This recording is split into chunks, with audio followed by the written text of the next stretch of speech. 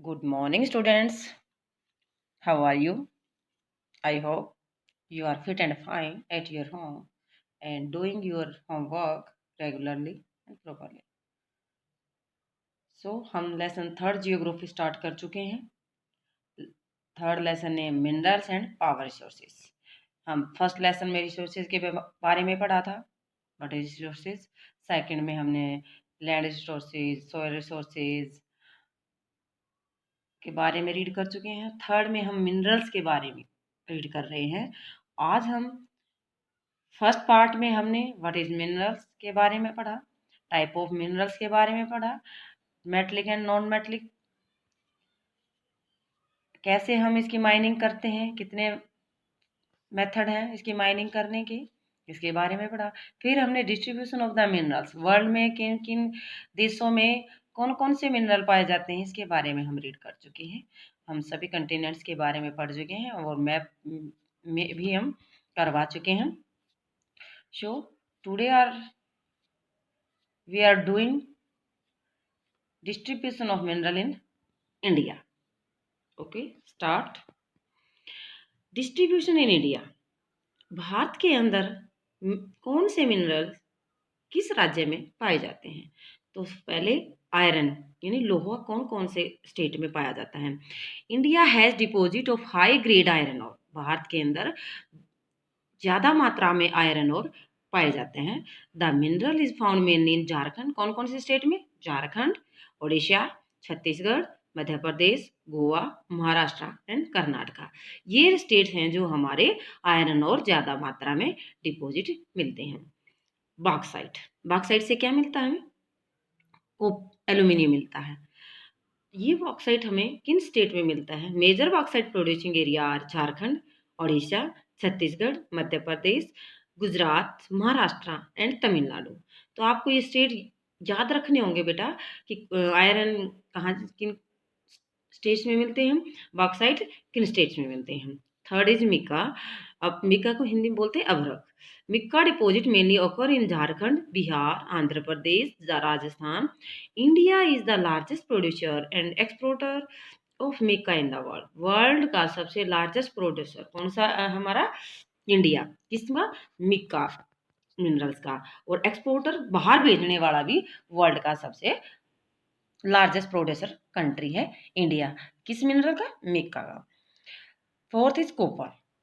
It is mainly produce in Rajasthan, Madhya Pradesh, Jharkhand, Karnataka and Andhra Pradesh. तो ये 5 state है जहां पर हमारे इंडिया के अंदर कॉपर पाया जाता है। Manganese, India manganese deposit lie in the Maharashtra, Madhya Pradesh, Chhattisgarh, Orissa, Karnataka, Andhra Pradesh. Next limestone. Major limestone producing states in India are Bihar, Jharkhand, Orissa, Madhya Pradesh, Chhattisgarh, Rajasthan, Gujarat and Tamil Nadu. Next gold. Gold ज्यादातर कर्नाटका की एक कोलार माइन है, वहां पर ज्यादा मात्रा में पाया जाता है। Deposit of gold in India, Bharat के अंदर सबसे ज्यादा कर्नाटका में पाया जाता है। कौन सी माइन में, Kolar mine. These mine are among the deepest in the world, सबसे गहरी माइन है ये वर्ल्ड की। Which make mining of this और ए वेरी एक्सपेंसिव प्रोसेस। यहाँ से जो हम गोल्ड को निकालते हैं तो इसको निकालने की जो प्रोसेस है वो बहुत ज़्यादा महंगी है, एक्सपेंसिव है। साल्ट, ये साल्ट हमारा मिनरल कहाँ कहाँ मिलता है, it is obtain from sea, lakes, rocks, यानी कि जो झीलें हैं, सी समुंदर है, रॉक्स हैं, वहाँ से हम साल्ट को प्राप्त करते हैं। India is one of the world leading producer and exporter of salt, Bharat में ज़्यादा मात्रा में प्रोड्यूस किया जाता है और बाहर दूसरे देशों में भी भेजा जाता है। तो आपको ये लर्न करना है और इंडिया के मैप पे आपके स्टेट भरने हैं सिंबल बना के, mica, copper, manganese, limestone, gold, salt and iron and bauxite. Okay, इसको हम मैप पे भी अच्छी तरह से समझाएंगे। आज हम अब करेंगे यूजेज ऑफ मिनरल्स। मिनरल किस कैसे हम प्रयोग करते हैं, कैसे प्रयोग होता है। Mineral are used in many industries, mineral का प्रयोग बहुत सारी इंडस्ट्रीज, उद्योगों में, कारखानों में होता है। Mineral which are used for gem are usually hard, जो हार्ड मिनरल्स हैं उनका हम रत्नों के रूप में भी हम यूज करते हैं, जो रत्न मिलते हैं हमें उनमें। These are then set in various style for jewellery, ये जो हमारे मिनरल्स हैं जिनकी हम अलग अलग स्टाइल की क्या बनाते हैं, ज्वेलरी भी बनाते हैं। Copper is another metal use in everything. जो कॉपर हमारा तांबा है उसका हम एवरीथिंग्स फ्रॉम कॉइन्स, सिक्के से लेकर पाइप तक हम कॉपर बनाने में कॉपर का यूज करते हैं। सिलिकॉन जो use in the computer industries, computer के अंदर छोटे छोटे जो तार देखे आपने वो सिलिकॉन से बने होते हैं। ऑब्टेन फ्रॉम द क्वार्टर्स, जो सिलिकॉन हमें मिलता है कौन से, उससे मिलता है क्वार्टर से हमें मिलता है। अब नेक्स्ट है aluminium. Aluminium obtain from its और बॉक्साइट, जो बॉक्साइट की ओर से है वहां से हमें ये मिलता है। Use in automobile and airplane, हवाई जहाज बनाने में और ऑटोमोबाइल्स की जो बहुत सारी कंपनियां हैं वहां पर एल्यूमिनियम का यूज किया जाता है। बोटलिंग इंडस्ट्रीज, बोतल बनाने में। बिल्डिंग्स, इमारतों में भी। इवन इन किचन कुकवेयर, यानी कि जो किचन के अंदर खाना पकाने के जैसे कुकर है या दूसरे बर्तन हैं उनमें भी इसका यूज किया जाता है। अब हमने यूज के बारे में पढ़ा, टाइप के बारे में पढ़ा, अब इनको कैसे कंजर्वेशन कर सकते हैं, सुरक्षित कैसे रख सकते हैं मिनरल्स को। अगर हम इनको सुरक्षित नहीं रखेंगे तो ये धीरे धीरे खत्म होते चले जाएंगे। तो mineral are a non renewable resources. सबसे पहली बात हमने ध्यान में रखनी है कि मिनरल क्या है, नॉन रिन्यूएबल्स हैं, कि दोबारा हम इसको नहीं बना सकते। It takes thousand of year for formation, इसके बनने में हजारों साल लग जाते हैं। कंसंट्रेशंस ऑफ मिनरल्स, और क्या है बहुत, और संचयन यानी कि जहाँ इसका हम स्टोर करते हैं उन स्टोर होने में भी हजारों ईयर लग जाते हैं। द रेट ऑफ फॉर्मेशन, जो इसकी दर है फॉर्मेशन बनने की दर है, इज मच स्मॉलर देन, वो बहुत कम है। The rate as at which the human consume these mineral, जो मनुष्य इन मिनरल्स का यूज कर रहा है जिस दर से, इनकी बनने की दर बहुत ही कम। हम यूज कर रहे हैं जो मिनरल्स का वो ज्यादा मात्रा में कर रहे हैं, और जो मिनरल्स का निर्माण हो रहा है वो कम दर से हो रहा है। तो it is necessary to reduce wastage in the process of mining, यानी माइनिंग के टाइम पर, माइनिंग की जो प्रोसेस है उसमें ज़्यादा वेस्टेज करने की, जो वेस्टेज हो रहा है उसको हमें रिड्यूस करना होगा, उसमें कमी लानी होगी कि हम उसको ज़्यादा वेस्टेज ना करें, खराब ना करें। Recycling of metal is another way in which the mineral resources can be conserve. जो हम किसी एक धातु का एक बार यूज कर लिया तो उसका दूसरा किसी चीज का निर्माण करके, किसी ऐसी वस्तु का निर्माण करके जो हमारे लिए दोबारा यूजेबल बन सकती है, तो इस तरह से भी हम अपने रिसोर्सेज को कंजर्व कर सकते हैं, सुरक्षित कर सकते हैं।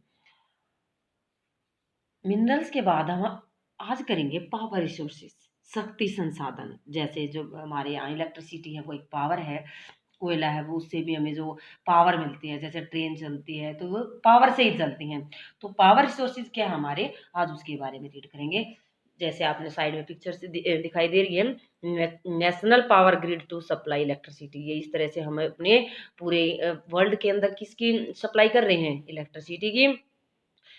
Sunny mother begin her day by switching on the geyser. तो आज हम अपने फैमिली के अंदर ही देखते हैं कि सुबह उठते ही हम जो काम अपने स्टार्ट करते हैं तो सारे काम मोस्टली ऐसे हैं जो हमारी इलेक्ट्रिसिटी से ही होते हैं। तो इसमें एक सन्नी की माँ के बारे में एग्जाम्पल दिया गया है, उसके एग्जाम्पल के द्वारा हम समझते हैं।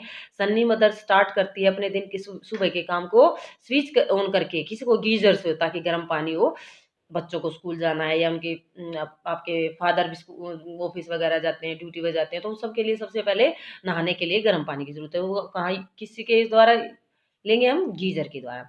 सी आयरन सनी स्कूल यूनिफॉर्म, तो सन्नी की स्कूल की यूनिफॉर्म को आयरन भी करना है, प्रेस भी करना है बिफोर वेकिंग हिम अप, जो उसको उठाने से पहले।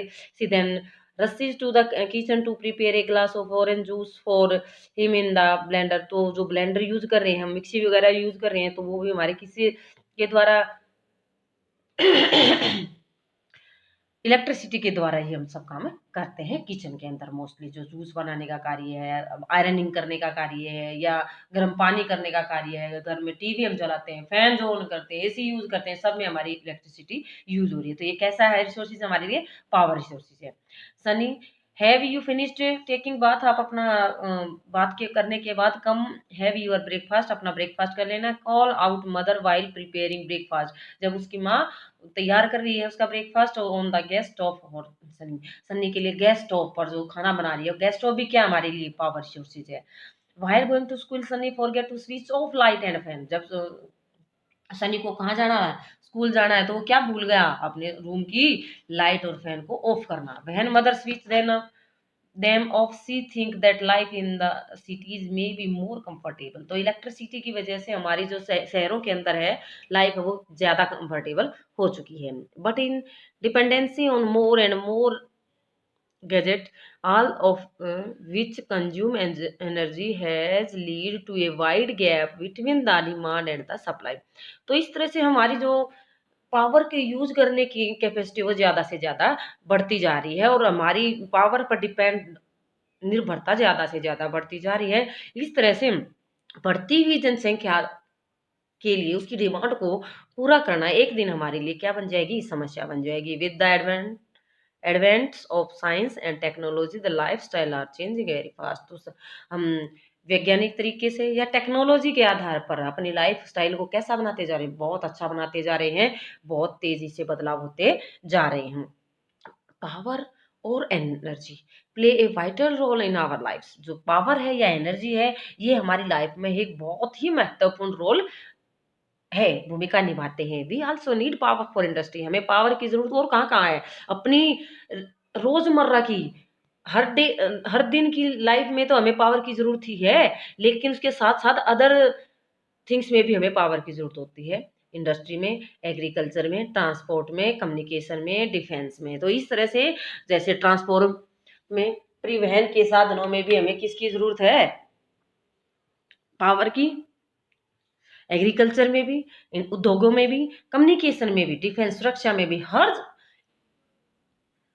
उसमें हमें पावर की जरूरत है। पावर रिसोर्सेज में भी broadly categorised and conventional and non conventional. तो अब हम पावर रिसोर्सेज को टू पार्ट में डिवाइड करते हैं, conventional and non conventional.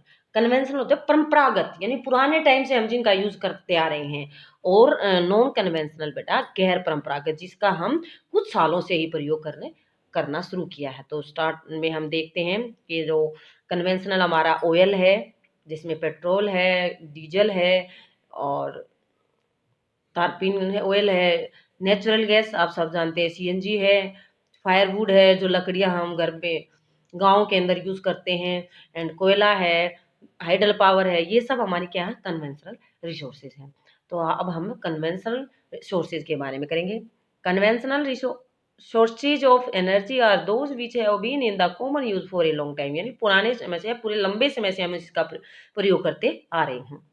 Firewood and fossil fuels are the two main conventional energy sources. लकड़ियाँ जिसका हम गांव के अंदर ज़्यादातर यूज करते थे, पहले टाइम में ज़्यादा यूज करते थे, और जीवाश्म ईंधन जिनका हम यूज अब भी करते आ रहे हैं और काफ़ी लंबे समय से कर रहे हैं। Firewood it is virally use for cooking, खाना बनाने के लिए, हीटिंग गर्मी के लिए। जब सर्दियों में हमें ठंड लगती है तो हम क्या लकड़ियों से आग जलाते हैं, उसमें अपने आप को गर्म करने की कोशिश करते हैं। In our country more than 50%, हमारे देश के अंदर तो 50% से ज़्यादा एनर्जी यूज की जाती है विलेजर्स के अंदर। गाँव में कम फ्रॉम फायर वुड, लकड़ी के द्वारा हम ज़्यादा से ज़्यादा एनर्जी गेन करते हैं। Remain of plants animal which are buried under the earth for millions of years got converted by the heat and pressure into fossil fuel। जो fossil fuels कैसे बनते हैं, जो पेड़ पौधे हैं, एनिमल्स हैं, वो डेड होने के बाद किसके नीचे ब्रीड हो जाते हैं, अंडर द अर्थ, पृथ्वी के नीचे, और उनको मिनरल्स में कन्वर्ट होने में मिलियन ऑफ ईयर लग जाते हैं बाय द हीट। किससे, अर्थ के अंदर जो हीट है, प्रेशर है, दबाव है, उसके द्वारा वो जो डेड प्लांट्स हैं, एनिमल हैं, वो किस में कन्वर्ट हो जाते हैं, फॉसिल फ्यूल्स में। तो इस तरह से फॉसिल फ्यूल्स सच एज कोयला, कौन कौन से हैं हमारे, कोयला, petroleum, natural gas are the main sources of conventional energy. तो ये सब हमारे किसकी सोर्सेज हैं, कन्वेंशनल परंपरागत एनर्जी की, ऊर्जा की। The reserve of these mineral are limited, ये हमारे लिमिटेड हैं, यानी कि सीमित हैं। इनको ये ज़्यादा बढ़ नहीं रहे हैं, इनका यूज ज़्यादा होता आ रहा है, लेकिन इनका निर्माण है वो कम हो रहा है। The rate at which the growing world population, जो इस दर से हमारे वर्ल्ड की पॉपुलेशन ग्रो हो रही है, बढ़ रही है, इस consuming them is far greater, इसका प्रयोग, ऊर्जा का प्रयोग ज्यादा से ज्यादा हो रहा है, the rate of their formation, इसकी बनने की दर की मुकाबले में। So these are likely to be executed soon. तो इस तरह से अगर हम इसका ज्यादा मात्रा में यूज करते रहे तो क्या हो जाएगी, एक दिन ये धीरे धीरे खत्म हो जाएगी या समाप्त हो सकती है। नेक्स्ट कोयला। तो हम ये क्या है, फायर वुड, कोयला, पेट्रोल, ये सब हमारे कन्वेंशनल सोर्सेज हैं। इसमें हम फर्स्ट कोयला के बारे में रीड करेंगे। This is the most abundantly found fossil fuel. ये हमारा बहुत ज्यादा मात्रा में पाया जाने वाला ईंधन है। It is used A domestic fuels, इसमें हम घरेलू कामों के लिए भी यूज करते हैं, इंडस्ट्री में भी यूज करते हैं। Industry as such as iron, steel, steam engine, generate electricity. तो बिजली बनाने में भी, आयरन स्टील इंडस्ट्री में भी हम किसका यूज करते हैं, कोयला का यूज। इलेक्ट्रिसिटी फ्रॉम कोयला इज कॉल्ड थर्मल पावर। जो इलेक्ट्रिसिटी कोयला के द्वारा बनाई जाती है उसको हम बोलते हैं thermal power. The coal which we are using today was formed million of year ago when giant ferns and swamp got buried under the layer of the earth. कोयला is therefore referred to as buried sunshine. तो इस तरह से कोयला जिसका हम आज तक उपयोग कर रहे हैं, लाखों वर्ष पहले ज्यादा मात्रा में फर्न और दलदल की पृथ्वी की परतों में दबने से बना, यानी लाखों वर्ष पहले जो पेड़ पौधे थे या एनिमल्स थे उनके पृथ्वी के नीचे दबे रहने से ही कोयले का निर्माण हुआ था। और आज हमारे लिए कोयला क्या है, ब्यूरियड सनशाइन, यानी कि जमीन के नीचे जो दबे हुए हैं सनशाइन उसकी धूप की तरह है। द लीडिंग कोयला producer of the world. World के अंदर कोयला कहाँ कहाँ प्रोड्यूस किया जाता है, चाइना के अंदर, यूएसए के अंदर, जर्मनी के अंदर, रसिया, साउथ अफ्रीका एंड फ्रांस। कोयला producing area of India. Bharat के अंदर कोयला कहाँ कहाँ मिलता है, रानीगंज, झरिया, धनबाद, बोकारो एंड झारखंड। तो ये सब मैं पेज पर पहले ही वर्ल्ड की कंट्री भेज चुकी हूँ कि कोयला, पेट्रोलियम, ये सब किन किन कंट्री में पाए जाते हैं। तो वो आपको पहले अच्छी तरह से चेकआउट करना और उसको समझना है, लिखना है अपनी नोटबुक में, फेयर नोटबुक में। नेक्स्ट हमारा पेट्रोलियम। तो हमने कोयला के बारे में पढ़ा। पेट्रोल का जिसका हम अपनी गाड़ियों को चलाने के लिए ज़्यादा से ज़्यादा आज यूज कर रहे हैं, तो कितनी मात्रा में हमारे पास है और कितना उसका हमें यूज करना चाहिए, ये सब के बारे में रीड करेंगे। The petrol that keep your car running as well as the oil that keep your cycle from swing. आप अपनी गाड़ी को किससे चलाते हैं, पेट्रोल से चलाते हैं। और जिस तरह से आप साइकिल चला रहे हैं और उसकी चैन में कई बार रुकावट आ जाती है, तो उसमें तेल डालने के बाद उसकी चैन भी अच्छी तरह से चलनी शुरू हो जाती है। Both begin as a thick black liquid called petroleum. जो पेट्रोलियम होता है ये लिक्विड होता है, ब्लैक रंग का, ठीक मोटा तेल होता है। तो स्टार्टिंग में it is found between the layer of rock. कहाँ पे मिलता है ये, रॉक्स की जो लेयर है, चट्टानों की लेयर, उनके बीच नीचे। Is drill from oil field located is of शोर एंड कोस्टल एरिया। इसको ड्रिल करके निकाला जाता है। ये ज्यादातर ऑफ शोर में जो हमारे कोस्टल एरिया है, तटीय एरिया है या अपतटीय एरिया है, वहां पर इसको निकाला जाता है ड्रिल के द्वारा। This is then sent is refinery which process the crude oil and produce a variety of product like diesel, petrol, kerosene, wax, plastic, lubricants.